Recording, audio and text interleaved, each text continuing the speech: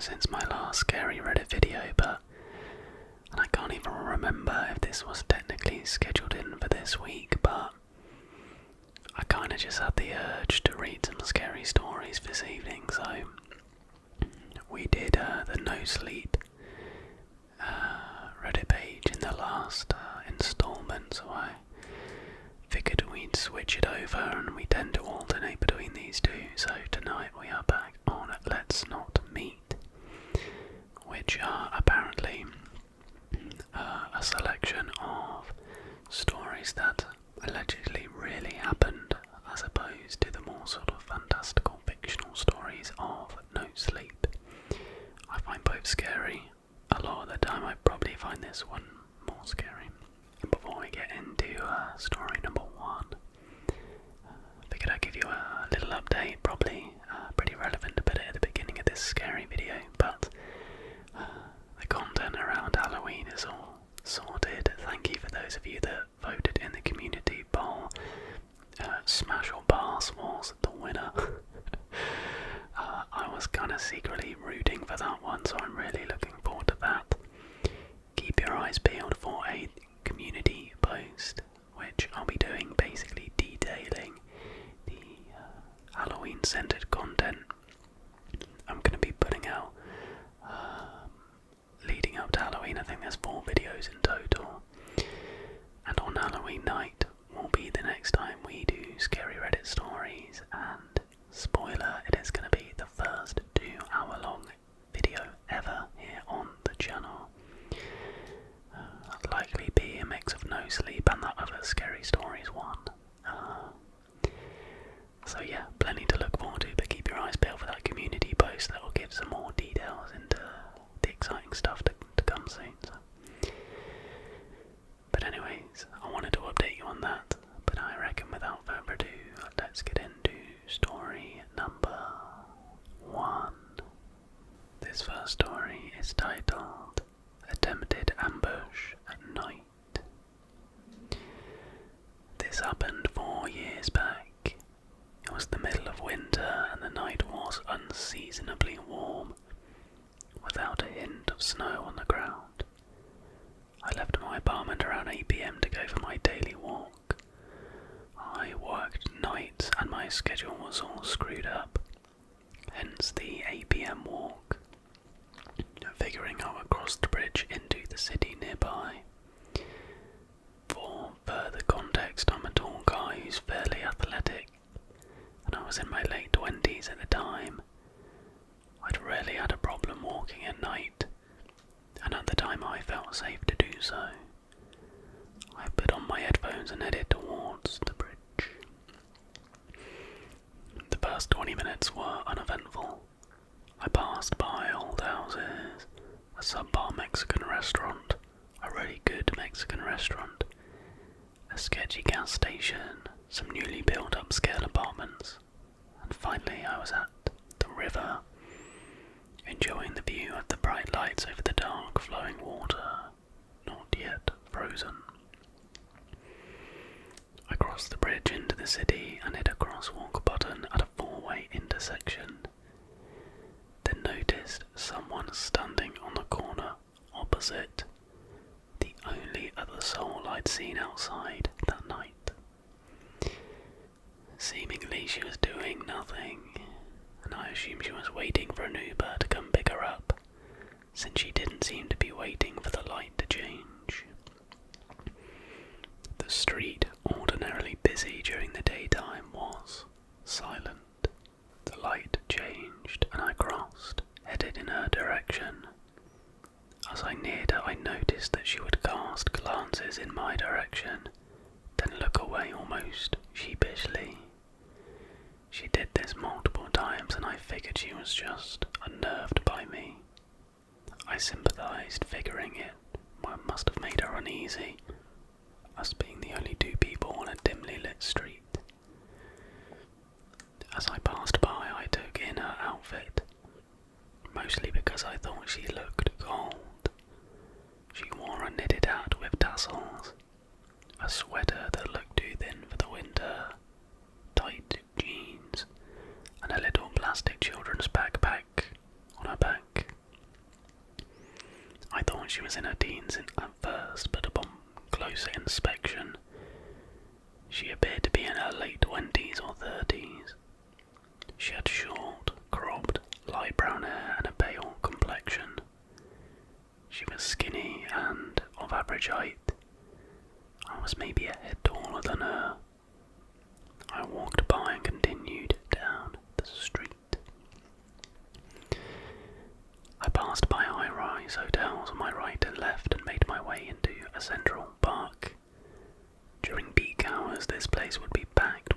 tourists and locals alike. But that day at an odd hour, with the pandemic in full swing, I felt like the only man in the city. I admired the brilliant display of lighted trees as I crossed through the centre of the park. Then, figuring I was at a good halfway point in my journey, I made my way around an old marble and stone library, back towards the bridge. As I turned the corner of the library back onto the street from which I'd come, I nearly collided with someone moving towards me. It was the same woman I'd seen not even 10 minutes earlier. My noise-cancelling headphones were still on, so I pulled down one side and said something by way of apology. She said nothing in return. Instead, she stepped back from me and stood below a street light, not making eye contact. She stole tiny glances at me, the same tick I'd noticed before. I put my headphones back on, nodded a good night and headed towards the nearest crosswalk. Reason told me she must be headed in the direction I'd come from, since we'd nearly run into each other, headed opposite ways, but some part of me whispered that she wasn't headed that way. Sure enough, when I turned to look, she was trailing close behind me, her strides surprisingly long and energetic. I found this odd enough that I continued to watch her out of the corner of my eye. Shortly after I reached the crosswalk, as I stood there waiting for the light to change, she caught up with me, passed me by and stopped. A car went past, and as it did so, she squatted over her plastic bag a few meters from me, rifling frantically for something, looking up at me on occasion. I hit a button on my headphones, stopping my podcast so that I could hear her better. What I found disturbing about the motion of her looking through her bag is that it struck me as fake, as though she were pretending for some reason. She was barely looking inside, and her careless motion struck more like bad acting. Something about her motions, the way she kept looking at me, felt wrong. The light changed, and I began to walk quickly, but she was faster. She stood suddenly, darting past me towards the museum, swinging the half-open little pink backpack over her shoulder. I watched her silhouette disappear into the darkness beyond the reach of the streetlights. I hoped that that was the end of that, and after a few beats of not seeing her, I let my guard fall a little, restarting my podcast. Beyond the museum was a patch of poorly lit sidewalk, in front of a squat building with mirror-like windows. I wasn't far from the bridge now. As I made my way back there, I turned my head to look at the reflections of buildings and streetlights in the windows. To my horror, a dark figure sprinted silently towards my reflection. I'm not sure why, maybe out of sheer confusion, but I turned to meet her as she hurtled towards me. Perhaps surprised by my sudden turn, she halted mere feet from me, staring. Her eyes were wide and looked frantic and wild. She kept looking at my arms, then back at my face, as though sizing me up. My accidental bluff had worked, and in the darkness I suppose I must have looked more prepared to fight back than I felt. She gripped something small tightly in one hand, though she held it off to the side, and in the shadow of the building I couldn't see what it was. Seconds dragged as we stood there staring at one another. Immobilized by fear and confusion, I waited for her to make some move, to attempt to use whatever object she held in her hand. Just then, to my enormous relief, a car trundled slowly past. A bit of my strength returned, and over my blaring podcast I felt more than heard myself shouting at her, "What do you want?" No reply. I slowly backed away from her, expecting her to move. She just watched me, the same intense look on her face. I took another step back, then another, steadily backing away from her until I felt confident enough to turn and carefully walk away. As I reached a better lit area, I began to move faster, all the while keeping my eyes trained on her shadowy form. She stood there for some time, statuesque. Then abruptly, having spontaneously abandoned whatever plan she may have had for me, she turned from me without looking for traffic. She crossed the street with long strides and disappeared around the corner of a building. Something about the casual air of it disturbed me. I kept my eyes trained behind me on my walk home, afraid that she would follow me. The bridge was well lit and I saw no sign of her. Knowing that this was the only way for her to follow me and keep up on foot, I breathed a sigh of relief. I saw no more cars headed from the city, no more pedestrians out walking. Nothing happened after that. I'm not sure why, but I didn't call the cops that night. I still regret not having called, despite my roommates insisting I do so. I just remember thinking that I wasn't sure what to even say to the police, that I hadn't really been attacked, that they wouldn't be able to find her anyway.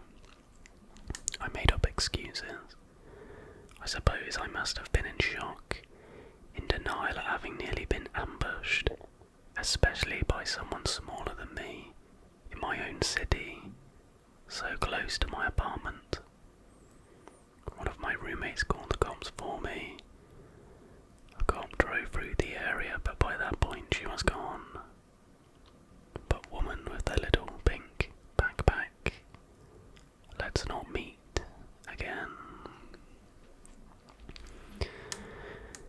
It's stuff like that that I'm just so grateful has never happened to me.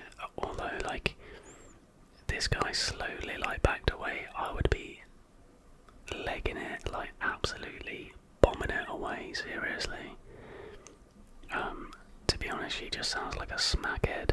He was probably gonna just rob you for money. Because she sounds almost possessed, but the fact she was just so starey and then 1 minute frantic and then 1 minute like a statue, I'd imagine she was definitely a druggie. But what a horrible encounter. But I guess don't go out walking late in a city would be a good learning there. Next story is titled Overnight Security Guard. This happened a few weeks ago, but it still sticks with me and makes me double check all the locks. September 2nd, 2024, I was working an overnight security gig. I've been a guard for 15 years, and other than getting into brawls at nightclubs, I've had a pretty easy career, minus some contractor stuff I did in Central America. The night started the same way things always do. I'd gotten off my first gig and went to relieve the normal night guard, who we will refer to as D from here on out. I arrive and D looks frazzled. He's an old martial arts guy that works the apartment job for the same reason I do. Half off the rent. I walk in and ask him what's up. He says he encountered a guy by the gate that, quote, gave him the heebie-effing-jeebies. He asked if I would go back to my apartment and grab my carry firearm. I hesitantly agree because, having worked in this industry long enough, guns rarely led to good outcomes. But D is scared at green, so I agree. I go back and grab not only the gun but my dog, a 120-pound Anatolian Shepherd. I suit her up in her harness and grab her QD muzzle on the off chance that something does go down. I drop half the dog ready to go. I arrive and he is elated to get out of Dodge, gives the dog a standard good girl chicken strip, and takes off back to his apartment. I attach the dog's lead to my waist and we go on patrol. I live in Texas and our apartments are sealed by gates that you have to have the code for. I go to check the first gate and immediately come into contact with the person Dean was so worried about. It's 93 degrees out, but this dude is wearing a trench coat with a hood. Before we even get near him, the dog starts going ballistic, hackles up in between my legs, snarling like some sort of feral monstrosity. I give her the command to chill and she does. But what bothers me is the dude doesn't even flinch. Most people see a dog that big barking and snarling and insist upon being no part of whatever it is the dog is protecting. In this case, me. At this point I step forward and initiate contact. "Hey buddy, how we doing? You alright?" The man turns to face me, and at this point I see he's horribly disfigured. One eye missing but sealed up from surgery, and the other a brilliant blue and horrible scarring on the side of the face missing the eye. "Yes, I am fine," he responds rather quietly, sort of in the way a child who's trying to fix something on their own might respond. "So do you live here? Haven't seen you around. My name is H. You new in town, or has anybody ever told you that you have incredible eyes?" The simple statement made my blood run ice cold. At this point I tap the QD on the muzzle and it swings out of the way. I'd like to think that my mother used to tell me that, but can't say it's something I hear often. "Listen man, you gotta get moving. If you don't live here, then I can't have you standing out here." At this point, he sort of goes rigid and reaches in his pocket. I don't give him the chance to do much more as I draw my weapon at this point. "Hey man, look, you gotta leave and I'm not telling you again. I don't know where you're from, but I know it ain't from around here, so last chance. F off." At this point he sort of slowly removes his hand from his pocket, and he's holding this little 35mm disposable. He lifts it, snaps a photo, then says, "Have a good evening, your eyes are beautiful." And then off he goes. About 5 minutes later I'm still shaking when the cops arrive. Turns out one of the apartments close to the gate heard the dog going nuts and heard me raise my voice to our audible friend and called. They tell me they'll up patrols and then they hadn't gotten any other calls about the dude. But weird guy with the trench coat, let's not meet ever again. Some people are just so weird, aren't they? But that's almost like, it sounds like the kind of beginning to like a horror movie, like it's a serial killer who was disfigured and he kills people and takes their eyes kind of thing because he's jealous. But yeah, very creepy yet again.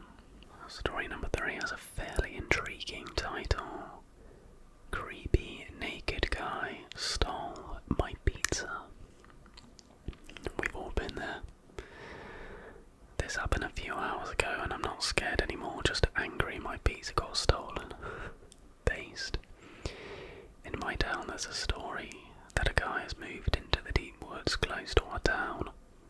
I never believed it as I go for night drives occasionally and never saw him or anything resembling a man that lives in the woods. Anyway, tonight I decided to go for a drive and drove past a pizza place. And being hungry I decided to get one before heading home.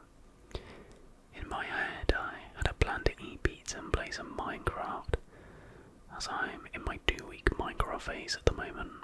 We've all been there. I paid for my pizza and started walking to my car with it in one hand and my phone in the other, messaging my friend if he wanted to play some Minecraft when I got home. I look up from my phone across the road to the car park and see something under my car. It looks like a shadow or something dark. I put my phone in my pocket and pull out my keys. I unlock the car to scare off anything close to it. I was thinking it may be a car or a cat or a dog just hanging around my car. But when I unlock it, nothing happens. No cat running away. Nobody running away. The shadow looked like it was cast from the driver's side, so I was gonna have to look at what it was, whether I wanted to or not, to get in. I put my keys away and pulled my phone out again and turned the flashlight on to see better in the dark. As I turn towards the driver's side of my car, I see him. A dirty, naked guy with big eyes staring right at me. He was crouched down, trying to hide from me. No thank you. Now I don't usually get scared of anything, but this guy scared me. He looked like he rolled around in mud and it dried out on his skin. His eyes looked creepy, bloodshot and kind of bulging out of his head, and he was naked.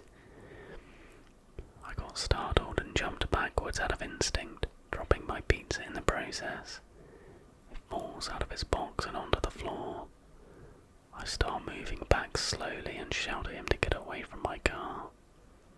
He looks up at me, then at the pizza, then back at me again. He tilts his head to one side and then jumps towards the pizza, like a dog, grabs it and starts running away down the road, and I assume he ran all the way to the woods. I wouldn't know where he went as I didn't feel like following him. I lock my car and run back to the pizza place and stay there for a bit. The workers obviously don't believe me when I tell them what happened, but I know what I saw. Once the fear subsides, after a while I realise that this guy just stole my pizza. Angry as I was looking forward to it, I decide to get another one and run to my car this time. I get in, put the pizza on the passenger seat and go home. Once I got home, I locked all my doors and windows. I even locked my bedroom doors. I feel a little scared still. I think I'll be playing Minecraft until the sun comes up. Creepy, dirty, naked guy that lives in the woods close to my town. Let's not meet again, because I may have to fight you for stealing my pizza. Yeah, that is creepy. And he's elaborated that he got charged again for the pizza. I feel like it's almost like if you bought a pizza, left and tripped over and dropped it, I feel like a good worker would probably replace it.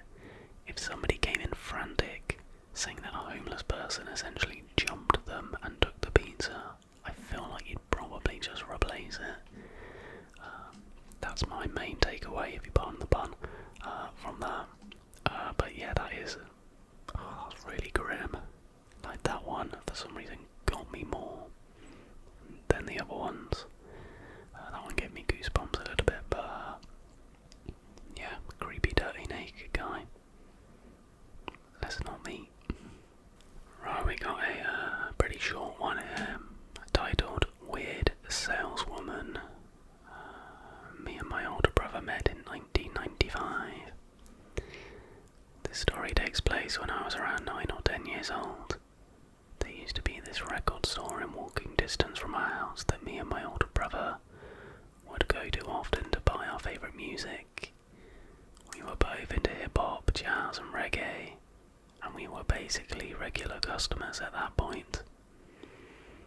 One day while me and my brother were walking down there, we spotted this woman who was walking towards us. When she caught up to us, she started following us and asking us questions about our favourite magazines. Since me and my brother weren't into magazines and knew about Stranger Danger, we basically kept replying with, "I don't know." Eventually, she pulls out this bag that she was carrying with her and pulls out some adult magazines and tries to sell them to us. Brackets, can't remember the price. Me and my brother were clearly minors, so her trying to sell explicit magazines to us was weirding out my brother. I was young, so I didn't understand it at the time. At this point, she begins to get aggressive and insists that we buy her dumb magazines. When my brother grabs my arm so we can keep walking, she decides to grab me by the shirt and hold on to me so I don't go anywhere. I scream as loud as I could, and that made her let go. Once she let go, me and my brother ran all the way home. We didn't tell our parents in fear that we might not be able to ever go back there again. We went back to that same record store for a couple more years, but never saw that woman again. For the better, of course. Hey, she was just having a bad sales day and just thought she'd, swap tactics and go with the old, wrestle a child to the floor tactic. We've all been there. Next story. Truck that followed me on the freeway. 10 years ago, my ex and I were at the drive-ins on a Tuesday night. I only had Wednesdays off at the time, and it was perfect because Tuesday was $5 movie night. We watched Gone Girl, and the movie ended close to midnight, so it was late as we were leaving. I was the one driving, so we left the theatres and I hopped on the freeway to get home. As I got on, I was in the right lane and stuck behind a semi, so I put on my blinker to pass them on the left. It was late and I didn't see a car in sight because besides the semi. So I got over to pass them. Not even a minute later, a white truck was behind me, flashing his brights and getting really close to my rear bumper. So my first thought is, crap, did I accidentally cut them off? It didn't seem likely as I checked my mirrors and didn't see anyone behind me on the freeway at all. I got up past the semi and moved over to the right again, thinking, well, if I'd been a dick and cut this dude off, he can flip me off and be on his way. But no. As soon as there was enough of a gap, he filled the tiny space between me and the semi and was on my bumper again. My ex had fallen asleep and I didn't want to wake him yet, as this could just be some guy pissed off, and maybe I made a mistake and didn't see him. Granted, there were 3 whole empty lanes to the left of us. He could have passed me miles ago. He's still flashing his brights and tailing me so I get over, hoping he'll just have established his dominance and moved on. He follows me in every lane I change to. I stop using my blinker when changing lanes and he still just swerves to be right behind me. At this point I'm scared he's going to hit my bumper, and I bump it up to 90 and he follows suit. I'm shaking and finally nudge my ex with my elbow and say, "Babe, I think we're being followed." He wakes up and looks behind us, and I change lanes and he sees what I mean. My exit to get home isn't for another few miles, and I'm trying to get my ex to call the police, because I know at this point this guy isn't letting up. He doesn't call. He's just watching. I finally got a hold of my nerves and realised there's an exit to another freeway coming up. I'm in the lane second from right, and as soon as I see the exit I swerve as fast as I can to get on the freeway exit, barely missing the concrete pillar to the bridge above it. I only look over to the truck a second, but I can see him looking straight at us.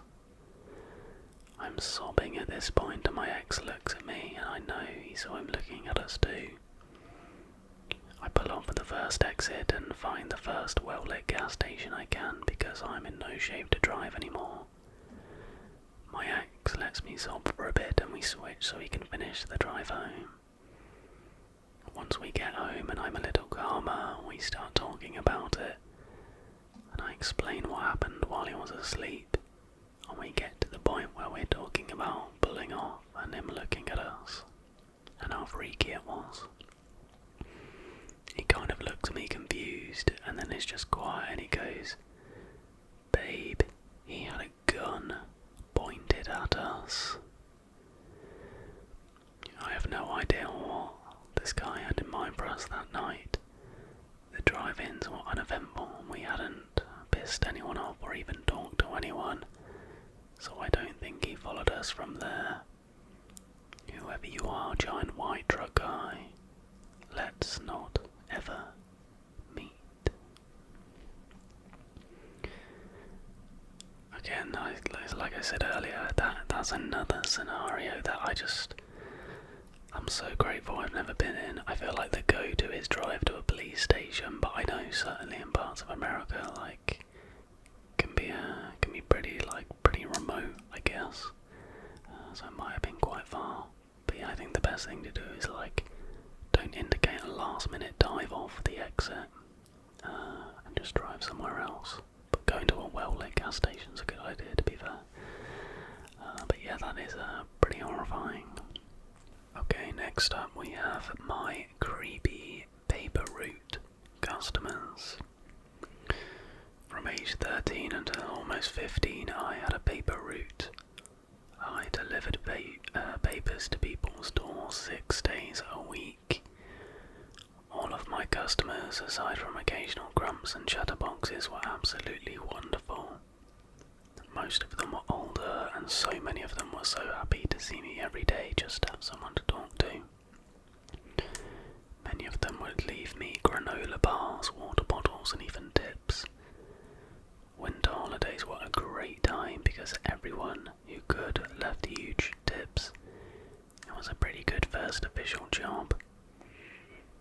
Eventually, some of the snowbirds moved back and became my customers. One couple, Louise and Gerald, will always stick out in my mind. They started off normal, pretty friendly people. But I noticed one Sunday, the only day I had to get up early to deliver papers, that Gerald was outside. He chatted me up, nothing unusual. Because it was so early, and because I'd usually go right to bed after I was done, I was wearing a Britney Spears shirt and a pair of polar bear pyjama pants. He complimented and said I was dressed cutely. I was confused because it was pyjamas I just threw on randomly. I was confused by the compliment, but I just went on about my day and didn't think much of it. Something else to note, his wife Louise was always, in capitals, smiling. I couldn't pinpoint why, but it always unnerved me. In retrospect, it gives me the meek, mild and subservient trad wife vibes. Anyways, I'd noticed that in their garden there were 3 different dog headstones that all said Fido on it.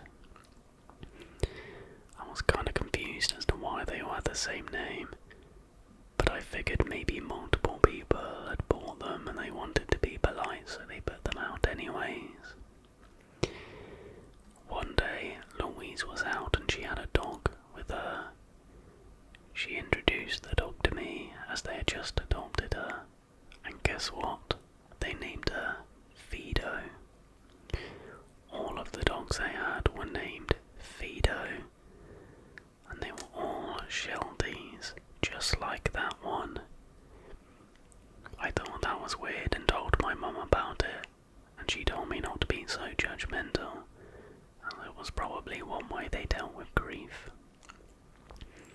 Here's the thing, they kept trying to get me to come inside.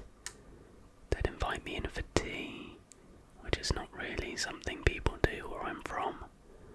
Coffee and donuts is a little more commonplace, but even that isn't something people do on a regular basis. Or they'd invite me in to talk to them. I'd always decline because I had more papers to deliver and I wanted to go home. Gerald kept complimenting my outfits, even when they were pajamas. One morning he did this while getting closer to me and eventually touching my shoulder. I was eventually like, I gotta go, and left. I didn't tell my mum at the time, as our relationship was good, and at that point I feared that telling her of any concerns that I had would make her mad. Oh, that's sad. This was also at the tail end of my CSA, which she doesn't know about to this day. I thought maybe I was just paranoid. Then, right before I moved and I gave up my paper route, a really bizarre incident happened. It was Sunday, the last Sunday I had the paper route to be exact, so I was out early delivering papers.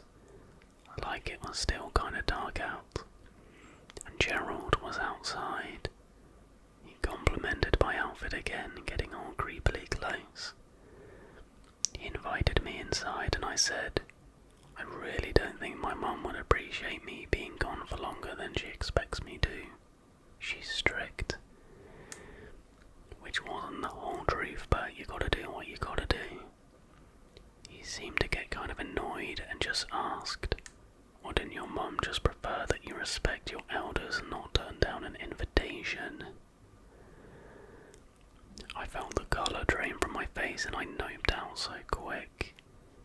I muttered something about how I really had to hurry along because my dog was sick. I heard him say some compliments about how my hair looked pretty. I have very wavy curly hair that gets very puffy when I'm in the humidity, and he would bring it up a lot, saying that it reminded him of the 80s. I booked it as quickly as I could to the next house without running. I didn't see Gerald after that, but I did see Louise, and she never stopped inviting me to come inside and play with Fido or have tea. I always declined. She seems disappointed every time. So that's my weird paper route story. Maybe I'm paranoid, but Gerald and Louise had some funky vibes. So let's not meet. Oh man, like... Yeah, I mean, Gerald sounds, well, basically sounds like a pedo. But I don't know if they're like old. Louise just sounds like, I don't know, they like miss having their kids and that's why they keep adopting dogs and calling it Fido. Like, I don't know. I almost feel kind of sorry for them. Well, for her. Unless they literally were gonna take her inside and murder her, or worse. But yeah, I guess that's kind of the risk with a paper route. I feel like that's the benefit. You always see in the movies they're on the bike and they like throw it. Whereas when you're on foot, you're just like exposed to weirdos, basically. Our next story is titled Man on the Trail. August in 2020, I'd moved in with my aunt and uncle to an insanely small rural town in California. When I first moved there, a friend of mine had made it a point to show me that someone could drive across the whole town within 5 minutes. And at the time I didn't realise how important that fact would become to the safety of me and my loved ones. My best friend Hayley and I, her 17 and me being 18 at that time, were hanging out at a park that was about 5 to 10 minute walk from where I lived.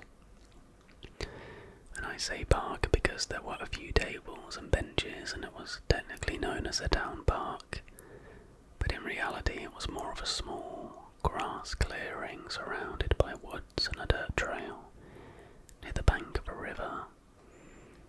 I days after moving, walking down to the benches and trail to smoke or sit by the water. I'd never really noticed any suspicious characters before this, even though I had been plenty warned about a couple creepers that were in the area known for bothering young girls. Haley and I had been smoking for a bit unbothered in the clearing when we decided to finish out our trip with exploring the trail a little bit and just taking in the scenery. We'd been walking and talking for about 5 minutes when I started to get this tension in my shoulders, like that feeling you get when you know someone is looking at you. I looked behind us and there was a man on the trail with us. Granted, this path is pressed right against the side wall of a gated community, so seeing people going on walks and jogging was fairly common. I told my friend of the man's presence, but she had written it off as me being anxious. But she had a good point.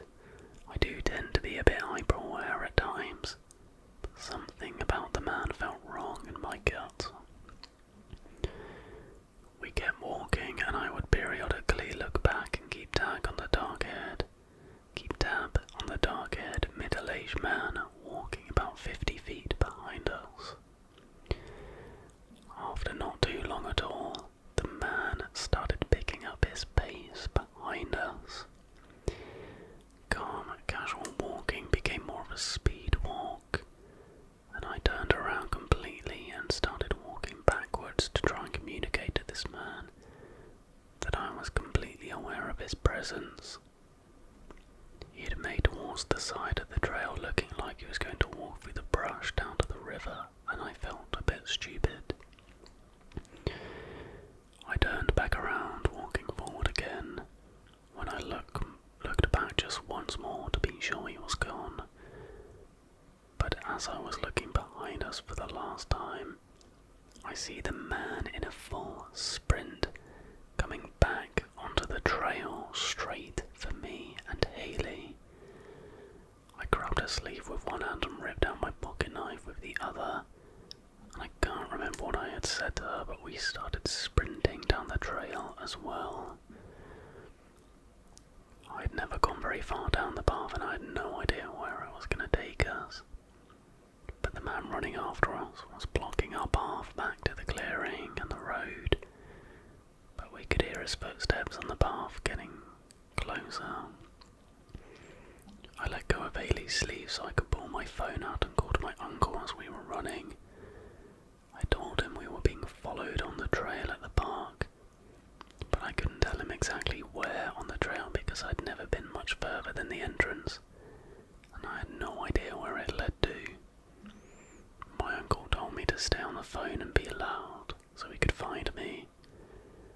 I let out the loudest, shrillest scream I could, and we kept running until we reached what was the clear end of the path. We ran up an old metal fence surrounding trees and what looked like an old abandoned house or shed. We'd also reached the back corner of the outer wall for the gated community, and in that split second this seemed to be our best bet. I ripped us off the dirt path into some trees lining the cement wall and yelled to Haley to climb as fast as she could, pushing her from the bottom so she could use a tree and the ledge to clear the top of the wall. I tossed my pocket knife and my phone over, and I'm not even quite sure how I scaled the wall myself, but I scrambled up and over as fast as physically possible. I landed next to Haley basically face first onto a neatly trimmed patch of grass inside the gated community, scaring a poor man who seemed to be just outside walking his dog. I became really aware of how strange we probably seemed. Two teenagers panicking and yelling while holding a knife, but this man seemed to know we were in trouble. He came over to ask us what was happening and if we needed anything, and Haley started explaining our disruption to his calm neighbourhood, while I got back on the phone with my uncle and told him we made it into the gated community. Not even a minute later my uncle came barreling towards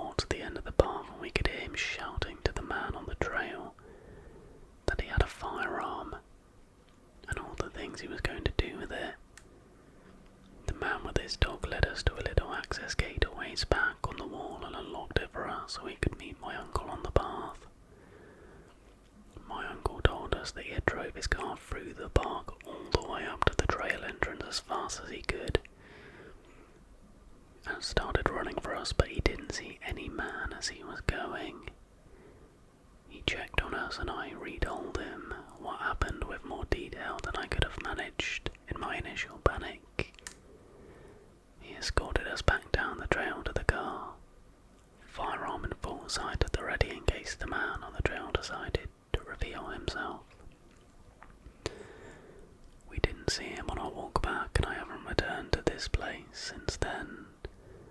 But any time that I had left the house before I eventually moved, I was constantly paranoid about being followed.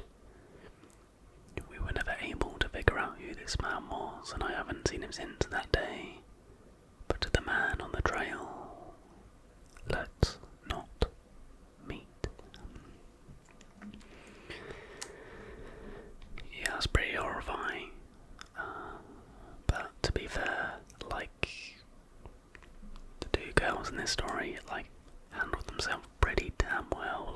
Survival instincts, well and truly kicked in, and to have the soundness of mind to sort of climb up the wall, and she said she didn't even know how she got up, but she did it. Just like when humans are backed into a corner, it can kind of do crazy things, but yeah, not nice. I feel like I just keep saying not nice after them. Obviously not. It's let's not meet. Right, we got time for a few more stories. This one is another short one. It's titled Possible Kidnapping Attempt. This happened about 15 years ago. Male, 23-year-old back in the day. I was pretty lanky, slim, beardless, long-haired. From the back I could sort of look like a young woman. Not long after moving to one of the main cities in Canada, after coming back from an afternoon hang at a friend's place, so maybe around 5 PM, still bright and sunny summer. I was skateboarding down a quiet neighbourhood, a small one-way street, listening to my iPod, blasting the music pretty loud. So I was really taken by surprise when a minivan caught up with me and slowed down to my speed. The van was really close to me, as if they were trying to get me off the road. I was a bit worried to get squished between the cars and the trucks, waiting for the truck to accelerate past me. After a few seconds, the back passenger door opens. A man wearing a black beanie, sunglasses and a scarf above the nose is standing, crouched position, and starts leaning towards me with both open arms, as if they're going to grab me. But the guy quickly leans back fully and says something I can't hear, headed towards the driver. I completely stop. The truck also stops a bit further, and I bolt the other way and take the first alley I see. Start jumping fences through backyards and find a nice spot to hide behind a shed.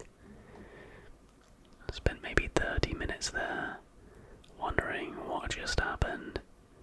No idea if this was those people's idea of a prank or if they thought I was a young woman that was about to get kidnapped.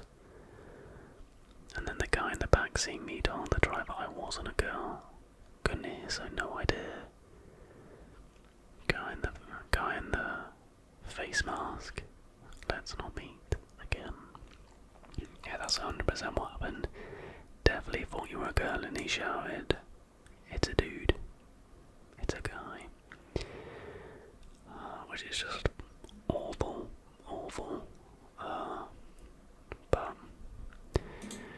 your sex has ultimately saved you from being snatched. And our final story of this evening is Dark Street Disappearing Act. Several years ago I had a very quick trip to Denver planned, 23 hours total, to visit a friend before they moved away. I was young, broke and working a crappy entry-level job, so it was the best I could do with my one day off. I went straight from work to the airport and got into DIA around teenage friend and they lived 30 to 40 minutes from the airport. Fortunately, the light rail had recently been extended out to the airport and my friend lived near the light rail line. I had taken the light rail often when living in Denver myself, but was not familiar with the newer additions. I barely made it to the train before it set off, grateful to not have to wait around for another half an hour at that time of night. It was nearing midnight as the train pulled into a brightly lit Union Station. I looked around for my connection, but it was nowhere to be found, not realizing that the connecting line was not there. Fortunately, I was able to flag down security and they pointed me in the right direction. A few blocks away there was another brightly lit station, separated by roughly 200 yards. Unlike the stations, there were hardly any lights, just some lights spilling in from either side where the train platform stood. I was only travelling with a backpack, so I was able to move quickly, moving out of Union Station and towards the other platform, hoping I was going to make my next train. As I got further away from the station and my eyes adjusted to the darkness, I noticed a large figure standing in the middle of the sidewalk ahead of me. I quickly gauged my surroundings and realised there were no other paths unless I walked in the road. I decided to keep on the path and do my best to come across with a "I see you and I'm not scared" attitude. As I drew closer, I could make out a tall, muscular man, probably in his 20s or 30s. As I got closer, I made eye contact to let him know that I recognised his presence, and he was already staring right at me, mumbling to himself. As I passed by him, I could hear what he was mumbling. He was not speaking to me, but instead was speaking about me. And as I walked past him, he began to follow me. I began to walk fast, and he began to walk faster. All the while he was saying things like, "Oh, look at that body. She's so fine, I want to feel that body," along with other sexual and crude comments about me, all being muttered to himself. The second station was still another 100 yards or so away, and there was nowhere I could go in between. I pulled out my cell phone and rang my dad, desperate for him to answer. The call went to voicemail, but I pretended he had picked up. As soon as I began talking, the man spoke to me for the first time and said, "Oh girl, I didn't mean you no harm," and the footsteps faded back. I kept up the fake conversation for a moment longer before looking back, and he was nowhere to be found. Like I mentioned previously, I looked around for places I could escape and could not find any. I'm confident with his size, if he had done anything, I would not have stood a chance. I burst into the light of the station, barely made my train, and ultimately missed my stop because I was so shaken up and had to ride the train back around. I finally rested my head on a pillow at my friend's around 2 a.m, never to travel alone at night again, and whoever the disappearing man in the street was, let's never meet again. And that, my friends, is going to be that for tonight's scary video. Some definitely unsettling ones in there tonight, but be sure to let me know which one was your favourite. Which is kind of a weird thing to do when these are legit things that happen to people, but it's there for entertainment purposes as well. So I really hope you did enjoy this video. If you did and you're able to, then please give it a like and subscribe if